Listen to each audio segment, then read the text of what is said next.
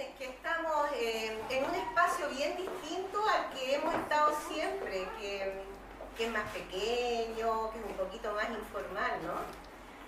Porque, bueno, en primer lugar, saludarlos y darles la bienvenida a cada uno de ustedes y decirles, ¿no es cierto?, que esta es la primera actividad del año que tenemos como Centro Cultural.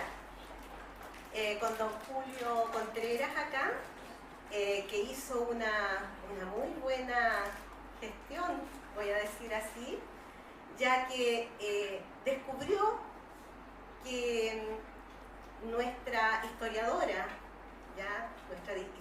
chilena, Sonia Montesinos, se encontraba en el Choapa. Entonces, ¿por qué no? ¿Por qué no, no es cierto, tratar de ubicarla, comunicarnos con ella y poder presentarla ante otro público quizás distinto al que ella, ¿no es cierto?, había venido a saludar, donde se había venido a presentar ella acá. Y por eso estamos acá hoy día y agradezco tanto esta buena convocatoria que tuvo, ¿no es cierto?, esta invitación a nombre del Centro Cultural del Choapa en esta primera actividad del año. Antropóloga, ¿verdad? Antropóloga, historiadora, permanentemente desarrollando investigaciones. Premio Nacional de Ciencias Sociales y Humanidades en el año 2013. Entre sus obras más leídas se cuenta con Madres y Guachos, desde una visión de género, ¿verdad? Que nos habla sobre el mestizaje. Bueno, el desarrollo de su trabajo de investigaciones es precisamente la que la llevó a este reconocimiento que se hizo, ¿no es cierto?, en el año 2013. Yo no quiero decir más cosas, no me voy a alargar ya más, pero sí decir algo sobre el libro descubierto acá por don Julio Contreras, La Revuelta.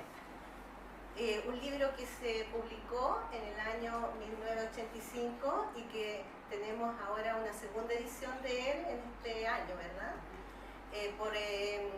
Editado por la Universidad de Santiago de Chile, por los Aires. Quien nos va a hablar ahora sobre este libro, ya que él lo descubrió acá para abrirnos esta ventana, ¿no es cierto?, hoy, es don Julio Contreras, ¿ya? El escribano, ¿cierto? Todavía el escribano, ¿verdad? Todavía. Okay. Para el Centro Cultural del Choapa y Yapel es un agrado tener la oportunidad de compartir esta primera actividad cultural en el 15º día de una nueva década presuntamente promisoria.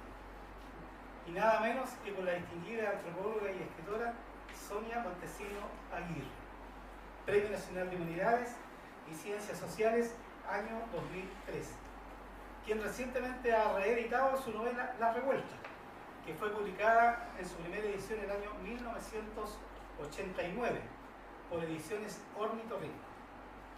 Está en la IBAM, si alguien lo quiere ver, ahí se puede leer en PDF. Sonia trabajó esta novela entre los años 83 y 86, mientras participaba en el taller literario del fallecido escritor José Donoso. Las discusiones en torno a su trabajo se situaron en las posibilidades de integración de su discurso teórico y antropológico, Madres y Guachos, en una novela de ficción. La palabra revuelta tiene múltiples sentidos.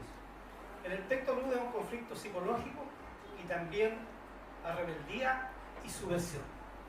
Ambientada en distintos lugares de Chile, Santiago, Cartagena, el sur, La Revuelta ofrece a sus lectores y lectoras una alegoría de un país en dictadura, a través de un grupo de mujeres enfrentando al poder. Sonia Montesinos, en su novela, relata la historia de Noemí, una pobladora víctima de la pobreza, el abandono y la injusticia, que se gana la vida caracterizándose como el cantante santo, y que, atentada con un empresario oscuro, el emperador, se atreve a probar suerte como luchadora y haciendo un símil de los recordados titanes del ring, respetando el antiguo código de honor en que arriba del cuadrilátero debían convencer al público que la pelea era real y entregar un buen espectáculo. Así, Noemí Sandoval, o Vivi la Invencible, nos traslada en su rol protagónico con su identidad en el universo mágico y reduccional mapuche, mostrando en toda su tamaña y magnitud lo que representa el mundo popular urbano y los indígenas mestizados. Vivi la Invencible, o Noemí, nos lleva a conocer los trazos misteriosos de su ser interior, que se manifiesta como una mujer atormentada, en donde fluye su sexualidad travesti. Allí se manifiesta en toda su dimensión humana junto a los suyos, para proponer su perfil femenino. Según opinión del distinguido profesor Hugo Montes, La Revuelta parece ser, una novela experimental. La mujer busca su identidad en medios populares y equívocos. La encuentra a medias, sigue buscando, sigue sin encontrar. En este movimiento reside quizás el interés de la obra y en una fuerte crítica a los muñecos, como se llama a los defensores del orden.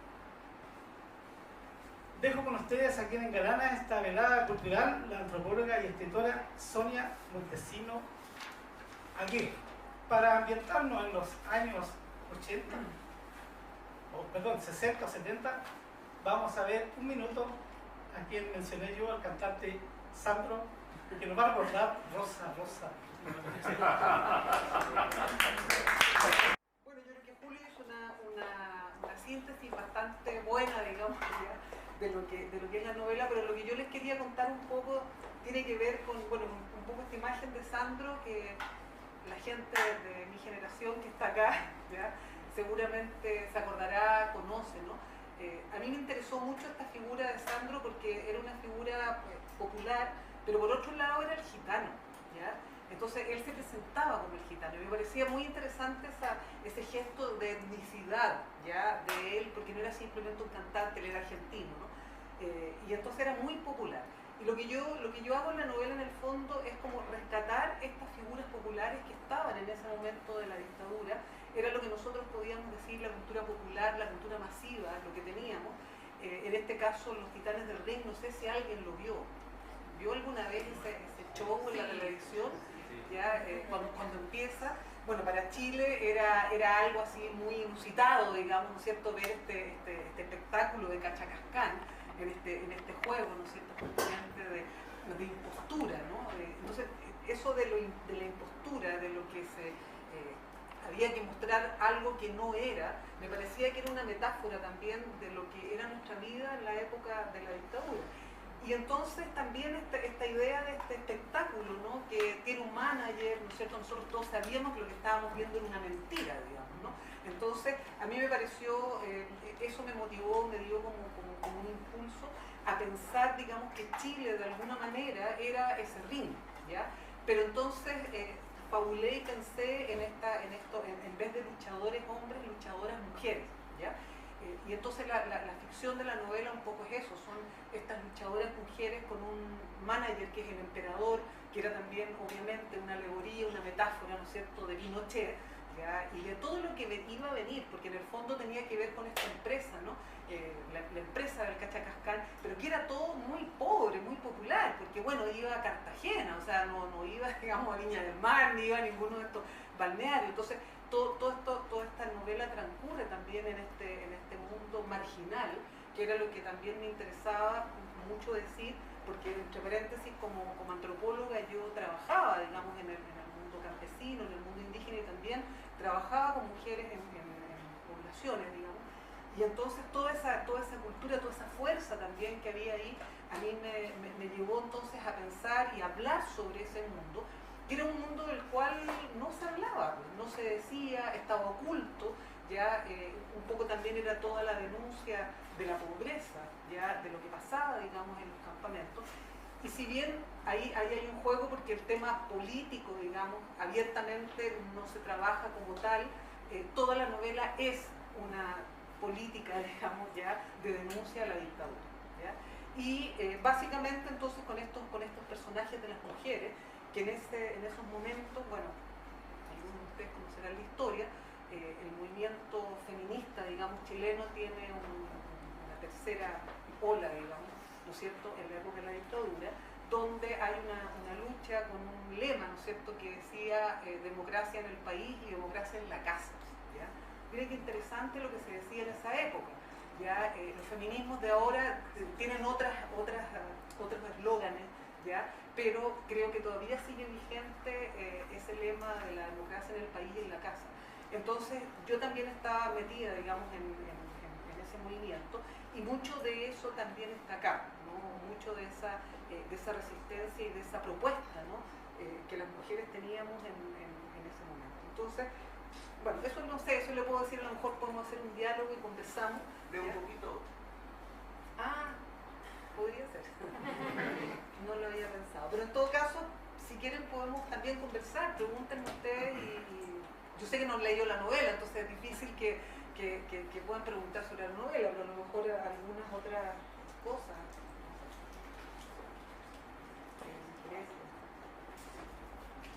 Buscando mi letra.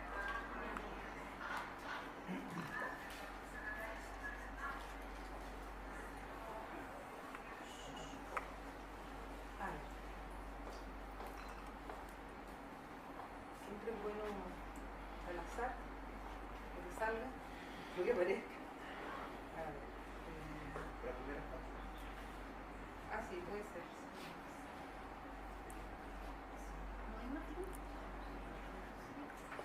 Bueno, entre medio aquí hay otro que lo dijo también Julio, ¿no? Pero hay un tema que no les dije. Aquí también, en la novela también lo que hay es una pregunta, es una reflexión sobre las identidades. En esas épocas, digo, nosotras discutíamos y hablábamos mucho sobre los temas del lesbianismo, de lo trans, ¿sí? Estoy hablando de una época en que todo era en unos círculos escondidos, chiquititos, o sea, no como ahora que ustedes pueden ver en la televisión que entrevisten, digamos, ¿no es cierto?, a una persona trans o alguien que pertenece a un movimiento homosexual, o incluso, digamos, ¿no es cierto?, a las líderes feministas. En esa época todas estas cosas nosotros las reflexionábamos y las hablábamos en lugares muy pequeños, ¿no?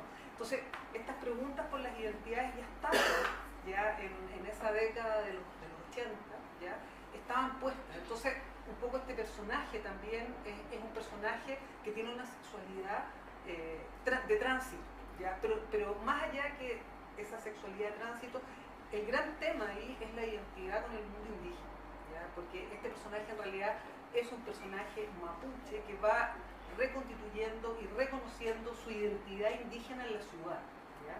Una identidad que estaba perdida. Entonces también hay un juego, digamos, ahí entre cómo se construyen, cómo se arman las personas, cómo se arman los sujetos, ¿no? A ver, voy a partir con el primero. Se enojó esa luna conmigo y me dio el castigo, llorar sangre. El dolor orina por mi vientre, me traspasa un cuchillo que no veo. De nada sirven las manos de mi madre recorriendo mi piel, tratando de aliviar ese malestar que me encoge. Amelia intenta olvidar su aflicción dibujando con los dedos las flores del cubrecama, escarbando con las yemas los huecos que los parches no han cubierto, agrandándolos, reiterando ese gesto cada vez que las puntadas se hacen insoportables. La luna vieja también se enojó conmigo, le explica Noemí, abriendo amorosamente sus piernas para que aloje en la vulva la toalla que absorberá la secreción de su herida. La música nocturna de los televisores la arrulló, adormeciéndose con la presencia del paño abultado, impidiendo que el flujo chorreara por sus muslos. Noemí descansa, siente las piernas agarrotadas por las 2 horas de ejercicios y trotes que ha realizado para ganar la pelea del próximo domingo. Escucha los quejidos de su hija en la otra pieza que se van transformando en el espejo de su propia condena. Reclamo subterráneo de Amelia. ¿Cuándo fue que yo misma me di bajo la luna vieja? El rumor de la sangre se detenía en su garganta y veía las manos de la Lucinda Queupil sobándole el estómago, preparando los envoltorios en que su primera menstruación quedaría petrificada, muda.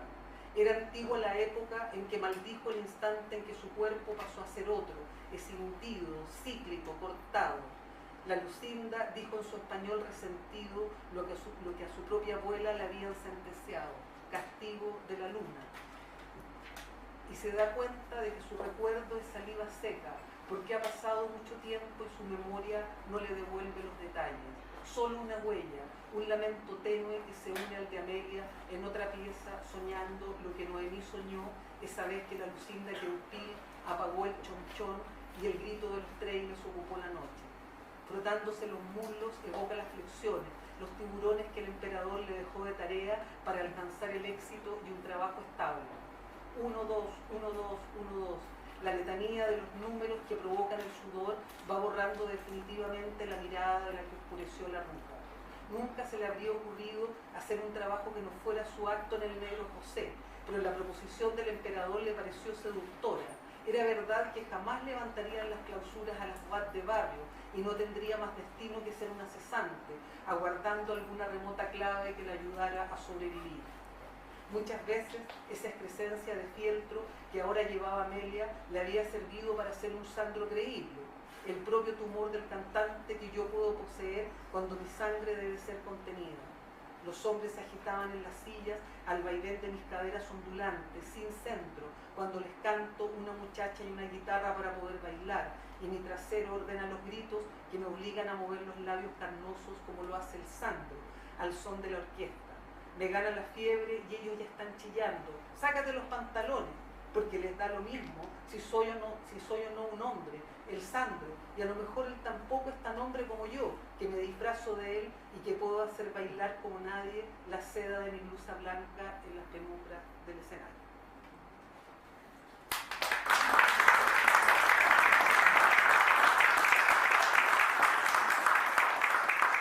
Bueno, como ustedes se dan cuenta, estos temas, lo que estoy diciendo, cómo entra, digamos. Entendiendo además que desde no hace tanto la mujer ha podido hacer descripciones propias desde una voz femenina, porque generalmente todo esto alguna vez durante muchos años fueron descripciones desde voces masculinas, ¿ya? Pero se nota ahí, ¿no es cierto?, la fuerza de la descripción. Lo otro, además, es descubrir un mundo donde no se ve, o sea, es como la descripción de un mundo que no está visible, ya no está visible propiamente tal, o sea, de qué manera una mujer se puede ganar la vida, de qué manera transformándose, de qué manera tomando como referencia al Sandro, por ejemplo, de qué manera también tú ahora, tu narradora,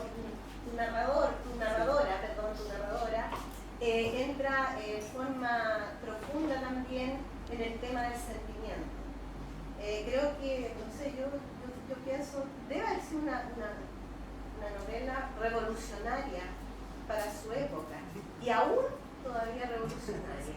Sí. ¿Verdad? Eso que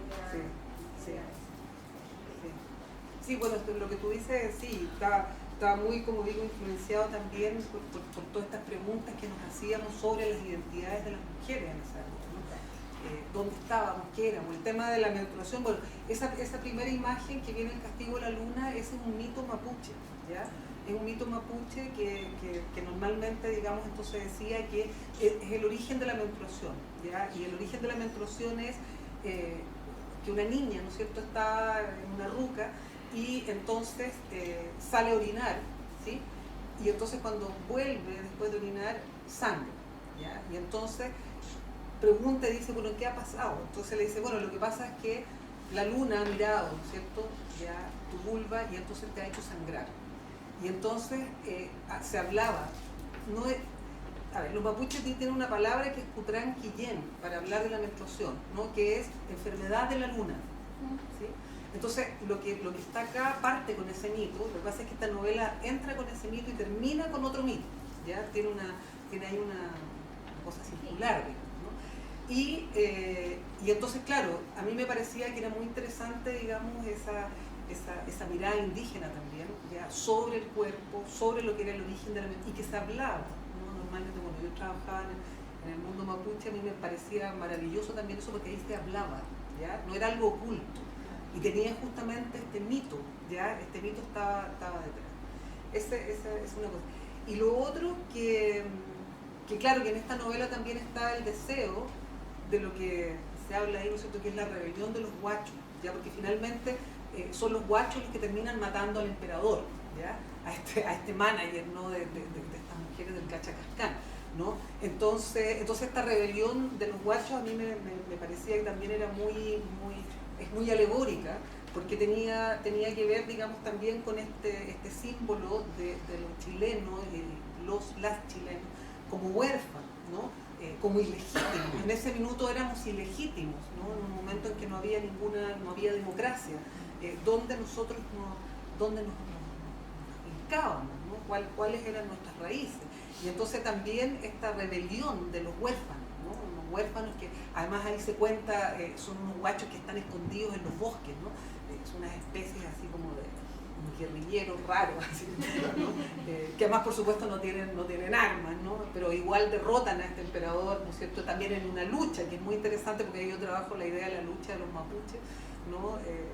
Los coteos, digamos, ¿no? Como matan a este emperador. Entonces es una novela súper abigarrada en ese sentido, porque está como llena de símbolos, llena, digamos, de alegorías, de claves, diría yo, para poder entender.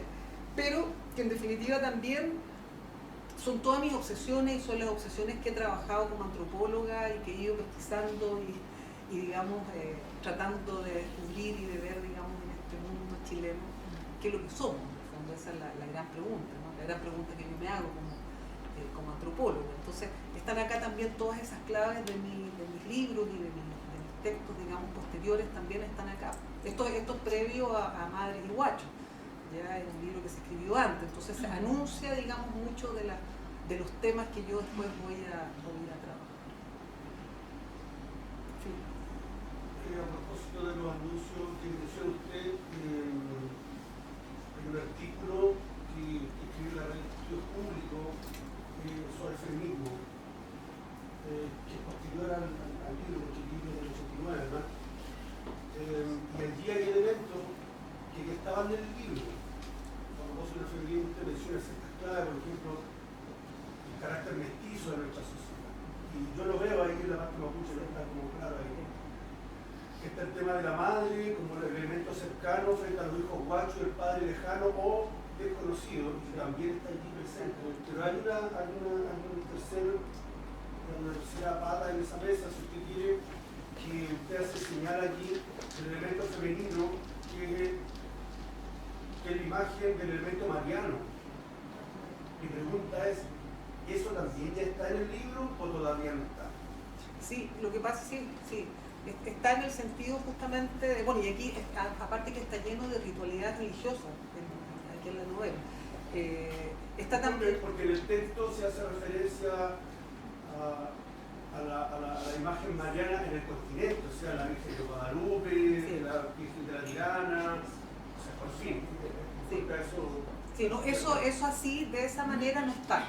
Pero sí está, digamos, todo el concepto justamente de lo mariano que yo he trabajado, digamos, para América Latina y para Chile, porque en el fondo también Noemí es una madre soltera con su hijo, así como María, ya en la devoción popular también muchas veces es vista como la madre con el hijo, ¿ya?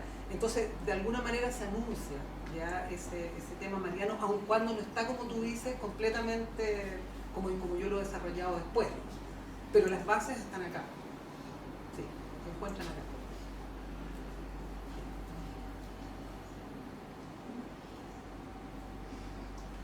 Yo,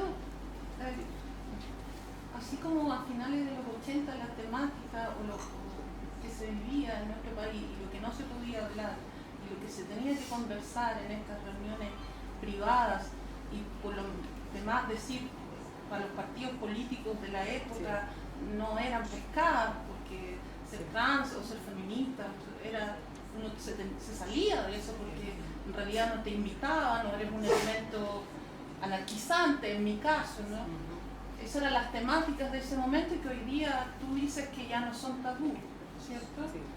¿Cuáles serían las nuevas, según tú, las nuevas que tenemos que ver, esas que todavía están en silencio, esas que no se conversan? Bueno, yo creo que bueno, hay algunas que permanecen en silencio, pero yo siento que se han abierto y se han destapado muchas cosas. Tal vez como alguien decía, sí, o sea, como decía todavía a lo mejor, a ver, en algunos círculos está más abierto que en otros, ya digamos, no es generalizado, ¿no? Pero yo sí creo que o sea, creo que sí hemos avanzado en relación a lo que fue los feminismos, digamos, en la época de la dictadura. O sea, hay temáticas que son distintas. Yo creo que, por ejemplo, la temática que no fue tan fuerte en nuestras, digamos, épocas de los 80 es la temática de la violación, ¿ya? Para el feminismo de los 80 la violencia ya tenía que ver con la violencia del Estado, ¿ya? O sea, ahora se dice como es las tesis del Estado opresor es un macho violador. Bueno, digamos que también en esa época así funcionaba, digamos, el Estado, pero nosotros lo leíamos no desde el punto de vista de la violación a los cuerpos, sino que a la violación a los derechos humanos. Y la violación a los derechos humanos era la violación también a los derechos de las mujeres, ¿no? Entonces, si hay una diferencia que pudiéramos hablar, creo que tiene que ver con ese desplazamiento de cómo se leía la violencia, ¿ya? Y la violencia, por ejemplo, intrafamiliar, ya era algo que en esa época se hablaba, estaba, porque obviamente siempre ha estado presente, ¿no? La violencia en las casas, de los maridos, de los bololos, etc. Pero no era el centro porque estábamos viviendo en la dictadura y lo que nosotros queríamos, ¿no es cierto?, era justamente lo que les decía, la democracia en el país. Y la democracia en la casa consistía en que pudiéramos tener un equilibrio, y básicamente un equilibrio de lo que era la reproducción cotidiana, ¿ya? Que los hombres apoyaran, ¿no es cierto?, trabajáramos de igual a igual, digamos, ¿ya?, en el mundo doméstico, ¿ya? Y queríamos esa igualdad ahí y la queríamos en el país. Entonces ese era el centro, ¿ya? Creo que los feminismos actuales, y digo feminismos porque hay varios, no son solo uno, sobre todo diría yo los feminismos emergentes de la gente joven, está mucho más centrada en el tema de la violencia sexual, ¿ya? Creo que esa es como la diferencia, digamos, ¿no? Muchas gracias. Creo que esa es la diferencia. Si bien todos esos temas se tocaron, los tocábamos, los hablábamos, pero no era ese, digamos, el nudo. Yo creo que ahora el nudo está ahí, ¿no? No sé, creo que las relaciones ahora entre hombres y mujeres en ciertas generaciones también está bastante más conflictuado de lo que podría haber sido en mi época, ¿ya? En ese sentido, el principal, comillas, enemigo no eran los hombres, sino es que era el Estado justamente, ya militarizado, oprimido, que representaba, obviamente, al patriarcado, que representaba, ¿no es cierto?, toda esa dominación masculina, sin duda, ¿ya? Pero no estaba tan centrado, digamos, en las relaciones de género, llamémoslo, ¿no? Entonces creo que esa es una diferencia a lo que era, digamos, antes, a lo que es ahora, ¿ya? Pero creo que también no es fácil hablar de los feminismos contemporáneos porque también son emergentes, ¿ya? Hay que investigarlos, hay que estudiarlos, hay que escucharlos, ¿ya? Yo solamente puedo decirle esto a nivel general, digamos, de lo que fue estos feminismos más históricos, como le llaman las jóvenes, ¿ya? Y lo que son los feminismos de ahora, pero que sí hay esas diferencias. No sé si alguien quiere preguntar algo más. ¿Cómo es el movimiento feminista? Hay movimiento feminista a cari y a pelo, ¿no? Más bien subterráneo. Más bien subterráneo. Yo quería comentar eso, vivimos en una ciudad netamente minera, con toda la visión masculina de pueden enojarse algunos compañeros de acá, pero con todo lo que eso significa vivir en una ciudad en general con ese trabajo, ¿no? Claro. Sin duda. Por lo menos en Los Vilos sí había ¿cómo se llama? Un letrero, que eran como los feminismos de Los Vilos, ¿no? Aparecía ahí. No, sí, pero me imagino que hay agrupaciones de mujeres, ¿no? Sí. Más o menos. Sí. En realidad estamos como muy empeñados también a la salvaguarda de lo que queda del valle, en realidad, frente a la minería, que es el tema que nos tiene bastante conflictuado a todos, o a la mayoría. Pero ahí están las mujeres, digamos, en esa pelea. Sí, por supuesto, por el agua. Claro.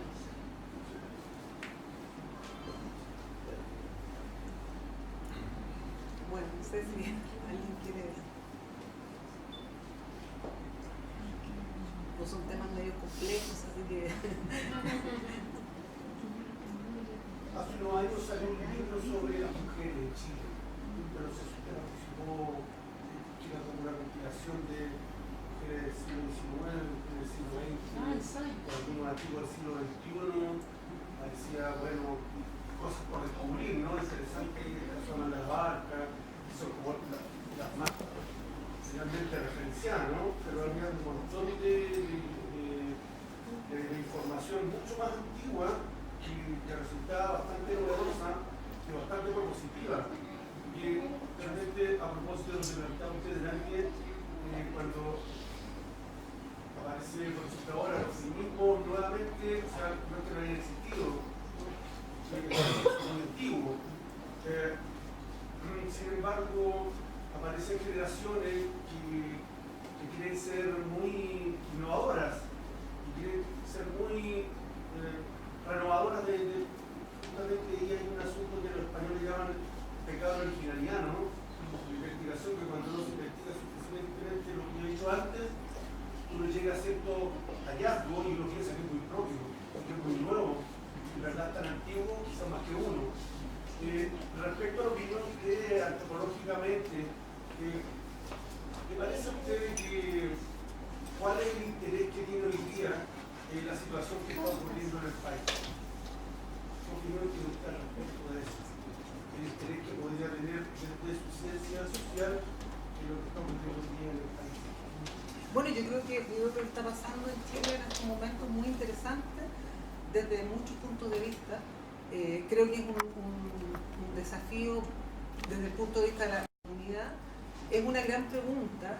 Nuevamente voy a volver a lo que estamos hablando acá, por lo que somos, ¿no? Por lo que somos y los contextos en los cuales hemos estado. Porque lo que nos dice esta crisis, ¿ya? es que estamos en una crisis profunda, ¿ya? Y es una crisis que es cultural, que es social, que es económica, y las instituciones que uno mire, ¿ya? Están todas en crisis, ¿ya? Todos nosotros además estamos críticos, porque no sé si les pasa acá, pero por lo menos en Santiago y todo uno vive, como que todas las diferencias ya se han agudizado, ¿no? Y las malas ondas que uno podía tener con otros como que se han acrecentado también, ¿no? Digo esto en la vida cotidiana, en la vida, ¿no es cierto?, que uno vive en su trabajo, ya creo que estamos todos atravesados, ¿no?, por algo que nos ha remecido y que, creo yo, no sé, y me atrevo a decir, digamos, el gran drama que tenemos es que no tenemos un horizonte, ¿ya? O sea, ¿cuál es el horizonte que queremos? Porque protestamos, porque efectivamente hemos llegado, como que nosotros decimos, el elástico se estiró de tal manera con todo, ya, que no dio más, ¿ya? Pero la pregunta es, ¿qué queremos construir?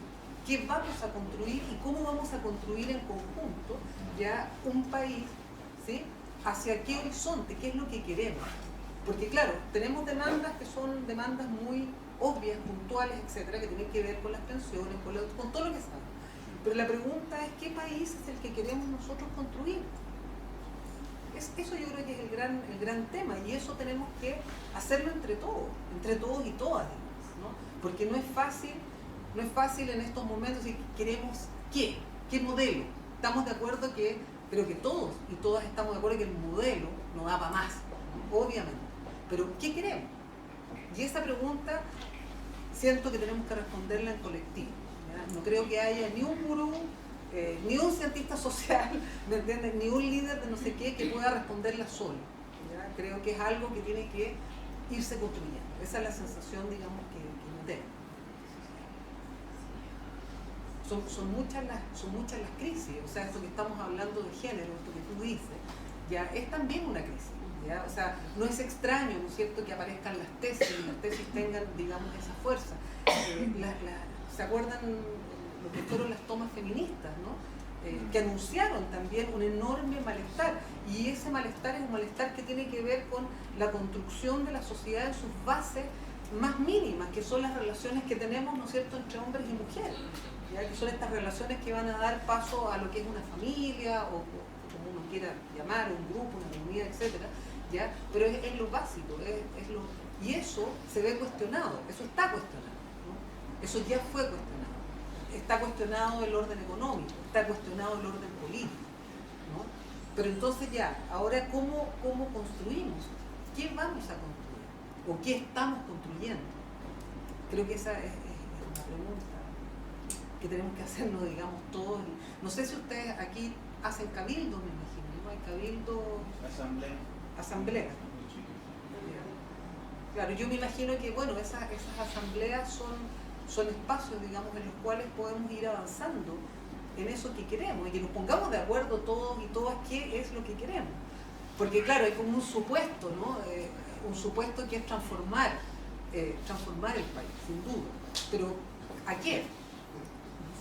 O sea, queremos seguir siendo consumistas, tener mall, porque por ejemplo en Santiago igual, no sé, pues estaban las protestas y toda la gente iba a los malls a comprar. O sea, el mall como ese espacio, digamos, que uno puede decir, símbolo máximo del consumo, ¿ya? Y de la sociedad de consumo, seguía funcionando, ¿ya? Entonces, ¿qué queremos respecto al consumo? ¿Vamos a seguir en ese mismo tren? ¿Qué queremos? Es complejo, ¿no? Pero... Sí, sí. acá. Sí, yo tengo una inquietud de saber, cuando usted editó este libro, cuando salió a la venta y todo, ¿qué tipo de reacción hubo respecto al libro? Porque era naturalmente diferente a lo que estaba saliendo en ese momento, Sí. desde el punto de vista de la crítica, desde el punto de vista del público. Claro, bueno, lo que pasó con este libro fue que desde el punto de vista de la crítica oficial, Hugo Montes escribió la tercera, creo. Sí. Desde el punto de vista oficial fue eso, pero desde el punto de vista de todas las otras revistas que circulaban, que eran las revistas de oposición, tuvo muy buena crítica, muy buena aceptación. O sea, de hecho se agotó, digamos, la novela. Ya fue como, sí, bueno, en esa época se editaban pocos ejemplares también, ya, entonces fue, pero en el mundo, digamos, podía comer entre comillas under, ¿no? Que era el mundo de la oposición a la dictadura. En el mundo oficial fue claro, ¿qué es esto? ¿Qué es lo que es esto? ¿Qué se está diciendo? Gracias. Hola, dos preguntas. Una es cómo usted se plantea lo que, no sé si ha escuchado el profesor Salazar hace un tiempo atrás, comenta que el estallido social de alguna forma, uno de los actores que por años, por siglos había estado como, era el mestizo. Entonces, como usted, yo sé que después se dedicó a estudiar el mestizaje aquí en Chile, me gustaría ver si a lo mejor nos abre también más luz, porque él lo plantea después. Bueno, el complejo leer a Salazar, son mansos libros, pero a lo mejor a la realidad esta. Y lo otro es una cosa que yo me he dado cuenta, en el fondo, no sé si usted se ha dado cuenta, hay una identidad un poco como de camaleón que tenemos, no sé si usted lo comparte, el chileno, que es producto de toda la opresión que ha habido, ya sea por la parte del colonialismo, cuando llegaron los españoles y después se fue dando con los distintos estados nacionales y la dictadura después, etcétera, o el autoritarismo. El rol, por ejemplo, de yo he visto que algunas pobladoras en la revuelta o compañías de trabajo tienen como eso, como que pueden tener un poco de ideas conservadoras, pero también de ideas revolucionarias. Entonces uno no sabe bien si está en un lado o en otro, y pareciera ser que pareciera que el chileno tiene algo así, y yo no sé si estoy errado en lo que yo aprecio en mis compañeros de trabajo, que una vez esperaría como más coherencia entre lo que dice y lo que hace, y uno ve que dice una cosa y después hace otra. Entonces es como esas dos cositas. Sí, bueno, interesante lo que tú dices respecto al mestizaje. Bueno, Salazar en realidad recientemente ha hablado del mundo mestizo y algo del tema indígena, pero en general para él no han existido mucho los indígenas, ¿ya? En su historia, digamos, ustedes tienen su interpretación también de la historia, no es algo que él haya colocado, digamos, el acento. Son pocos, digamos, en realidad muy pocos los historiadores que han leído justamente a la sociedad chilena como una sociedad mestiza. Cuando la han leído como sociedad mestiza, la leen para decir, obviamente, que nos blanqueamos, ¿ya? O sea, éramos como como indígenas y no blanqueados, ¿ya? Entonces leen el mestizaje no como justamente una amalgama conflictiva, y eso es interesante por lo que tú dices, porque la mezcla es conflictiva, ¿ya? ¿Y por qué la mezcla es conflictiva? ¿Y por qué tenemos problemas con eso? Bueno, por un lado, porque obviamente, todo lo que tenía que ver, ¿no es cierto?, con esto indígena, con lo más oscuro, ¿sí?, con esto que revela, ¿no es cierto?, una cierta corporalidad llamada, ¿no es cierto?, india, ¿ya? Siempre en Chile, bueno, y en todas las sociedades, ¿no es cierto?, latinoamericanas también, fue denostado, fue subordinado, había que esconderlo, teníamos que esconder eso, ¿ya? Nadie quería, ¿no es cierto?, tener una descendencia de algo indígena, ¿sí? ¿Y por qué razón? Porque se construyó también, y desde la historiografía, este mito de los chilenos como blancos, ¿ya? Y blanco porque se mestizó. Ahí ocupaban así el término mestizo, ¿no es cierto? ¿Eso fue siempre el siglo XIX, XX? Claro, claro, eso, claro, siglo XIX, siglo XX, toda esa historiografía, ya, o sea, y la anterior, digamos, ensalza siempre lo indígena, por ejemplo, ya, entonces acuérdense lo mismo, ¿no es cierto?, cuando se hace la independencia, Lautaro, todas estas figuras, ¿no es cierto?, aparecían como figuras liberadoras, nosotros peleábamos contra el español, como habían peleado los indígenas, pero el mestizo no existía, porque lo mestizo siempre fue algo complejo, ¿ya? ¿Y por qué razón fue complejo? Y es un poco lo que yo trabajo también en Madres Iguales, porque generalmente, ¿no es cierto?, con este mestizo es un mestizo ilegítimo, porque el mestizaje parte justamente, y ahí sí podemos retornar a esta idea de la violación, ¿ya? Aunque a veces había violación, otras veces tampoco, no era violación, efectivamente habían vínculos, ¿no?, entre españoles e indígenas. Ese carácter mestizo siempre fue un carácter ilegítimo, ¿no? Y además esta cosa justamente de no ser una cosa ni ser otra, ¿ya? Entonces, ¿dónde se está? ¿Te fijas? Porque no eres el español con esto, con lo otro, ¿verdad? Y no eres tampoco el indígena. Entonces, ¿dónde está tu raigambre? ¿Dónde están tus raíces? Y más aún cuando te dicen que eso es inferior, ¿ya? Que todo eso que revela en ti lo indígena debe ser obliterado, debe ser escondido, debe ser negado. Entonces, nosotros vivimos de espalda durante siglos, ¿ya? Vivimos de espalda a lo que es el mundo indígena por un lado, pero también vivimos de espaldas a todo aquello indígena que nosotros tenemos. Y eso que nosotros tenemos, por eso yo también partí acá con los mitos, porque nosotros estamos llenos de mitos, de imaginarios, de lenguajes, ¿ya? Que vienen de ese mundo y que nos ha constituido, ¿ya? Pero eso ha sido denostado, ¿sí? Por lo tanto, entonces, este juego, ¿no?, de esconder. Y entonces, por eso yo creo que lo que tú dices de esta ambivalencia chilena, ya esta ambivalencia que tenemos, tiene que ver también con eso, con todo eso reprimido, ¿ya? Entonces, esa conducta que uno puede tener en la casa, que es una, y otra conducta que uno puede tener fuera, que es otra, ¿ya? Siempre en esta esa frase, ¿no?, que todos usamos, ¿cómo es? Uno nunca sabe. Uno nunca sabe. Y eso de que uno nunca sabe, ya es porque todos también sabemos, ya, que tenemos estas oscilaciones, ¿no?, que estamos en esta cosa zigzagueante, que tampoco nos cuesta muchísimo decir las cosas directamente, ya. Jugamos mucho con ¿cómo se llama? Hay una figura, ¿no?, literaria de la ilusión, ¿cómo se dice? Cuando navegamos, digamos, ¿no? Nunca queremos comprometernos así abiertamente. Elipsis. Exacto, elipsis.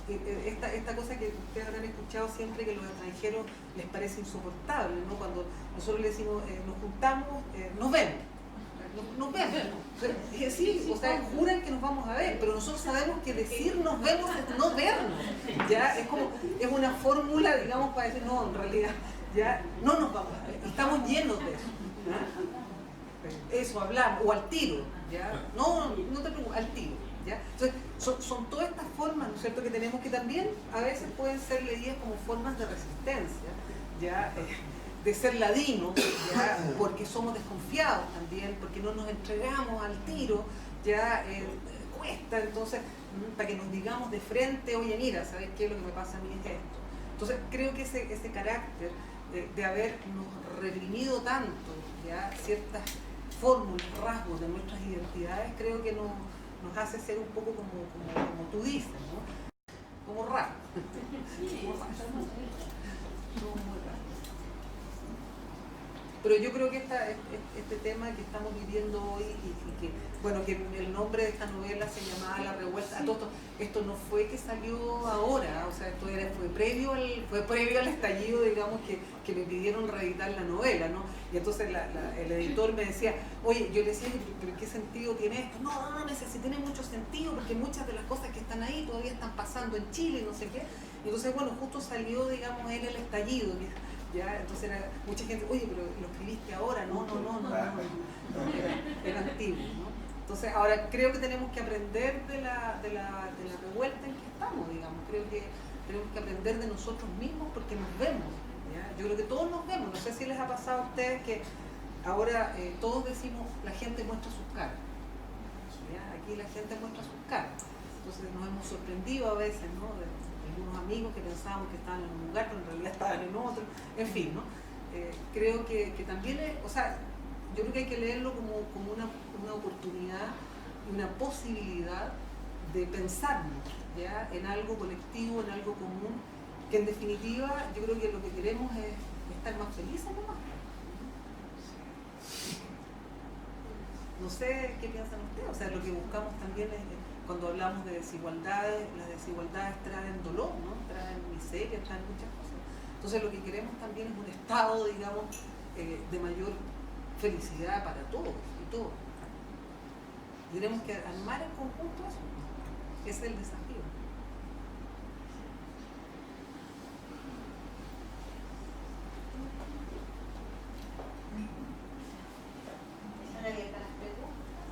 Bueno, igual, mi pregunta es un poco polarizante para con lo que acaba de decir. Pero hablar al principio de esta metáfora durante la lógica de la impostura, ¿cierto? Como este ring con este emperador. Sí. Y me llama mucho la atención a la luz de unos discursos que circulan ahora en relación a la violencia.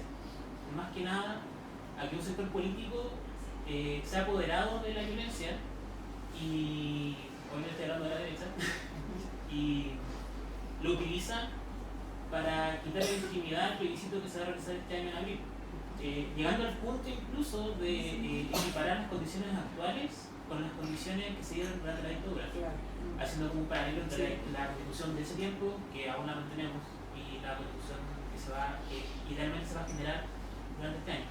Entonces, más que nada, quiero saber su opinión respecto a eso, a cómo la violencia se manipula, cómo se maneja ese discurso. Bueno, yo creo que ese es un tema súper álgido, súper complejo, digamos, porque yo creo que uno no puede hablar de la violencia, yo creo que hay violencias, ¿ya? Y hay diversos tipos de violencia. Entonces, cuando se quiere reducir a solo, digamos, una manifestación, ya creo que ahí lo que pasa es cuando lo reduces, lo manipulas, y eso sirve, digamos, justamente para justificar muchas cosas. Entonces, yo creo que estamos en presencia también de las violencias del Estado. O sea, el Estado también responde de manera violenta, ¿ya? Están las violencias de género que estábamos hablando, hay muchos cruces, ¿ya?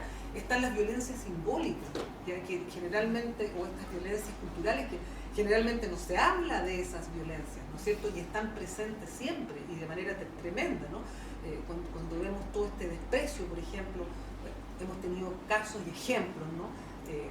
No estés, ¿no es cierto?, en la playa, ¿ya? No puedes estar en tal lugar. Cuando fueron a protestar al mall, ¿no? Entonces los tipos dicen, pero ¿cómo? ¿Me entiendes? Entran. Bueno, eso es una violencia simbólica tremenda, ¿no? O sea, el hecho de que tú no puedas entrar o estar en un lugar y que se te mire, ¿no es cierto?, mal. Eso es una violencia, digamos, también tremenda. Entonces, yo creo que tenemos que saber leer, ¿ya?, esa diversidad de las violencias que son las que están funcionando, y que hay una cuestión que es tremenda, digamos, pero que es real. Digo es tremenda porque, claro, no quisiera no verla.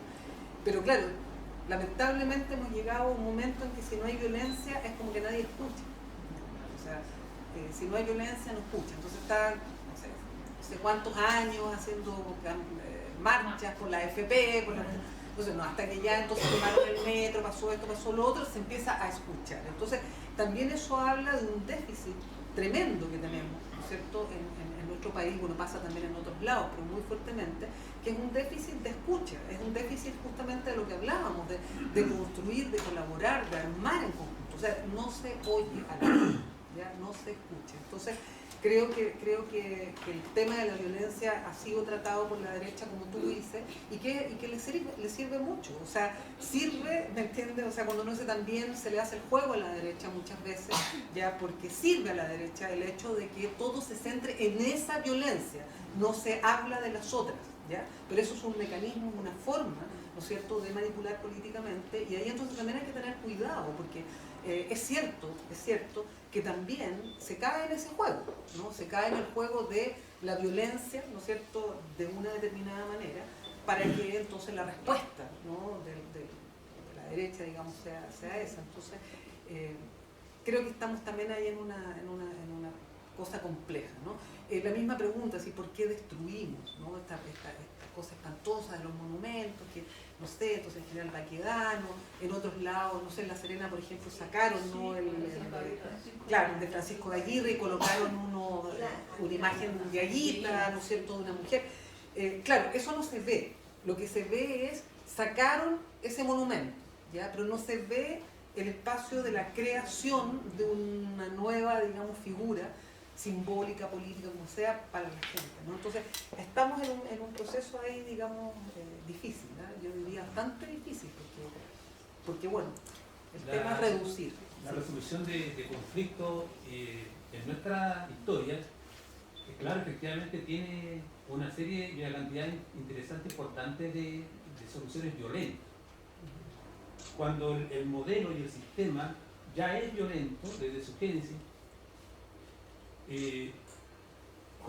¿cómo nosotros le decimos a las generaciones que las más jóvenes que no sean violentos?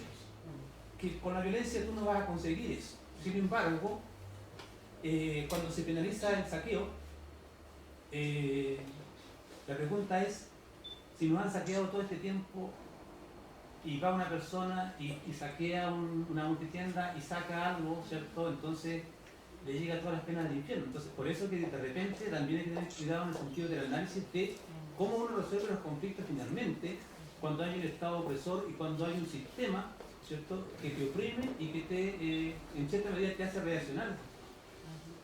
No, claro, por eso yo digo que estamos en una cuestión que es muy complicada, digamos, respecto a cómo se lee, cómo se piensa la violencia, digamos, o las violencias, porque no quiero hablar de la violencia, porque no es una, ¿no? Entonces, estas múltiples violencias, como en un minuto son unas u otras las que dominan, ¿te fijas?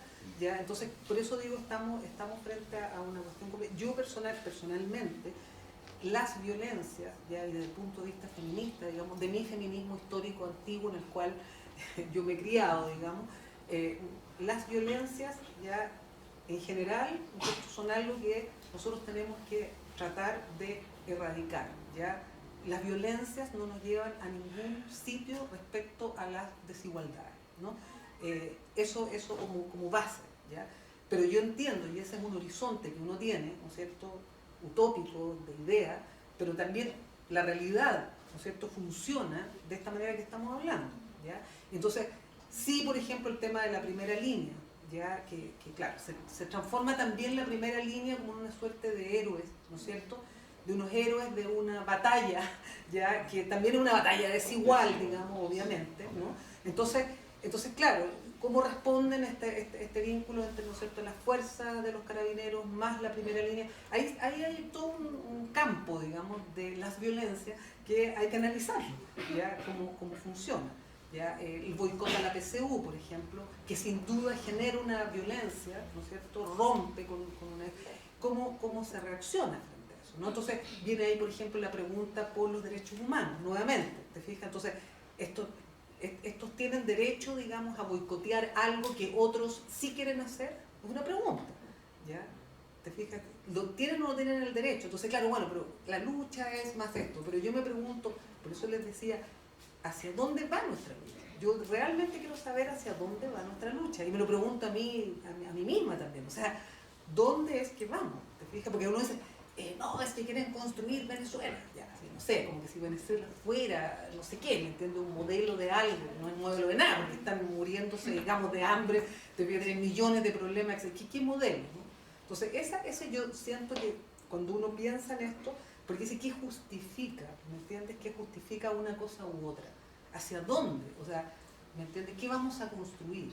¿Qué queremos construir de esto que hemos ahora desacralizado? Yo creo que estamos en un proceso de desacralización de las instituciones, de muchas cosas que estaban fallando y que están fallando sin duda, ¿no? Pero ¿qué hacemos? O sea, ¿me entiendes? Entre todos, o sea, ¿para dónde vamos? ¿Ya? Y queremos una sociedad igualitaria respecto al género, queremos una sociedad igualitaria respecto al mundo indígena, ¿no es cierto? Queremos todo eso. Queremos tener oportunidades de, ¿no es cierto?, desarrollo, de trabajo que no atenten contra el medio ambiente. Queremos todo eso, pero ¿cómo eso ¿me entiendes? Lo armamos en un discurso, en un sistema, no sé cómo llamarlo, digamos, ¿ya? Que también nos haga funcionar hacia ese lugar. No esto que tú decías, que también va para un lado, para el otro, bamboleando, ¿no? Y ahí yo creo que es el desafío que tenemos como sociedad, eso es lo que yo siento, digamos, como sociedad entera, ¿no? Porque no es un puro lugar en el cual tenemos que hablar y construir esto, ¿ya? Es de todo, es de todo. Es una tarea, digamos, bastante ardua, ¿ya? A uno le gustaría, ¿no es cierto?, que apareciera un líder, ¿no es cierto?, y que alguien dijera así, ya, pucha, vamos para acá, ¿me entiendes? Claro, exacto, y esto es, y ahí estaríamos todos como bastante, bueno, o nos plegamos o no nos plegamos, digamos, ¿no? El problema es que en este minuto estamos que no tenemos eso, ¿ya? Porque yo creo que si nos ponemos a hablar cada uno, a lo mejor la mirada que cada uno tiene también puede ser distinta, ¿ya?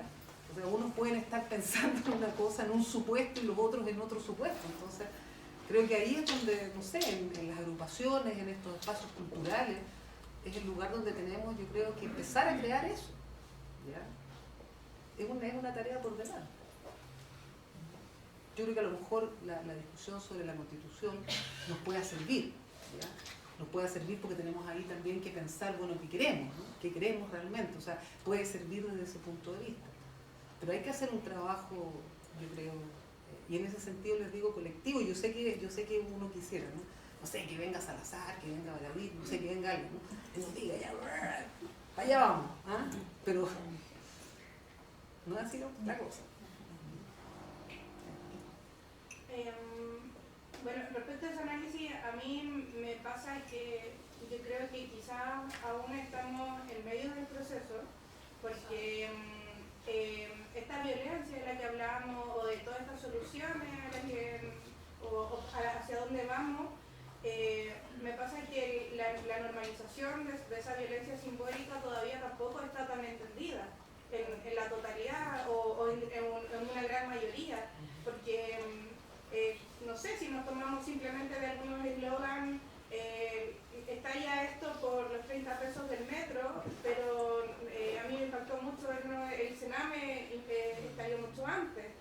¿Dónde está nuestra indignación con todas las cosas que venimos pasando? O sea, fue mucho tiempo en el cual normalizamos esa violencia. Entonces, ¿cómo no nos va a indignar un montón de abusos o desusos o malas gestiones al respecto? Entonces, yo creo que llevamos esa maquinaria tan fuerte encima que claramente, y además un gran periodo en el cual no cuestionamos, no hay reflexión, no hay pensamiento crítico. Entonces, ¿de qué manera nos enfrentamos a esto? Y quizás podemos entre algunos conversar algunas cosas, avanzar, pero quizás tampoco nunca nos acostumbramos tanto, pensamos que siempre iba a seguir así, que en el momento en que se da la oportunidad a que esto cambie, nos cuesta mirar cómo hacerlo. Pero además, cuando quizás se vislumbran ciertas cosas, pasa que no todos han hecho el mismo camino y desnormalizado esa violencia simbólica, porque por algo se conflictúa lo de la PSU, se conflictúa el que rompan ciertas, o sea, que nos preocupe más la materialidad de ciertas infraestructuras a la vida de ciertas personas. Ya eso es una Claro. y sí, y como sentir qué nos pasa, o sea, que podamos comentar más esas cosas, o uno, yo siempre hago este comentario, podemos tener acá un nivel de conversación o vislumbrar, pero ¿y qué pasa cuando llegamos a la casa o cuando llegamos a nuestra comunidad? ¿Está así de movida? ¿Está así de indignada? Sí. Entonces, porque esto a muchos nos lleva indignando desde hace mucho tiempo, con distintas cosas, desde que, con todo, salud, educación, transporte, previsión, todo, entonces yo creo que se está ahí, en esa, entre tanto, pero tenemos que mirar hacia atrás y hacia adelante también, o sea, esta mirada hacia adelante no puede